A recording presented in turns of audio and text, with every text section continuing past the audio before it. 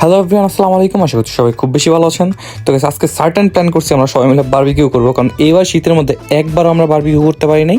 তো আজকে সব ফ্রেন্ড সার্কেল আমরা প্ল্যান করছি যে হুট করে যে আজকে আমরা রাতে বারবিকিউ প্ল্যান করবো।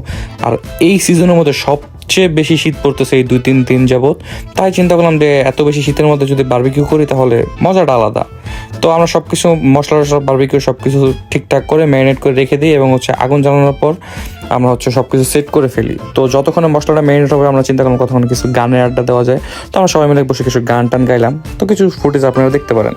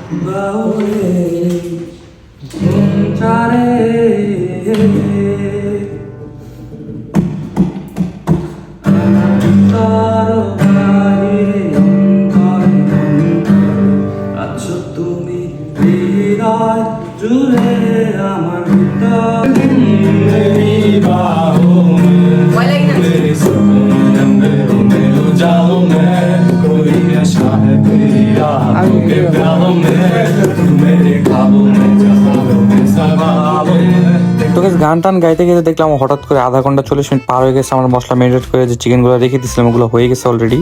তো আমরা এগুলো যে বারবিকিউর যে মেশিনটা আছে আমাদের বারবিকিউ করার যে স্টোভটা থাকে আর কি, ওই স্টোভের একে একে মাংসগুলো দিয়ে দিই যাতে তাড়াতাড়ি রান্না হয়ে যায়। কারণ এমনি অলরেডি অনেক রাত হয়ে গেছে, কারণ অলরেডি অ্যাটলিস্ট মেবি 12টা বাজে এখন আমি যেই শ্যুটটা করতেছি আর কি। অলরেডি 12টা বাজে, তো সবার বাসায় যাওয়া লাগবে। তো আমরা সবাই মিলে কাজ করতেছিলাম তাড়াহুড়া করে যাতে তাড়াতাড়ি শেষ করতে পারি। আর বারবিকিউর জন্য যে আমাদের ফ্যান লাগতো, একটা কারো মাথায় ছিল না যে একটা ফ্যান লাগবে। তো আমরা ফ্যানের কাজটা আমরা একটা পাখাও পাইনি আর কি। একটা আমাদের প্র্যাকটিক্যাল খাতা ছিল, প্র্যাকটিক্যাল খাতা ছিঁড়ে পাখা বানায় ওটা দিয়ে বাতাস করা শুরু করি আর কি।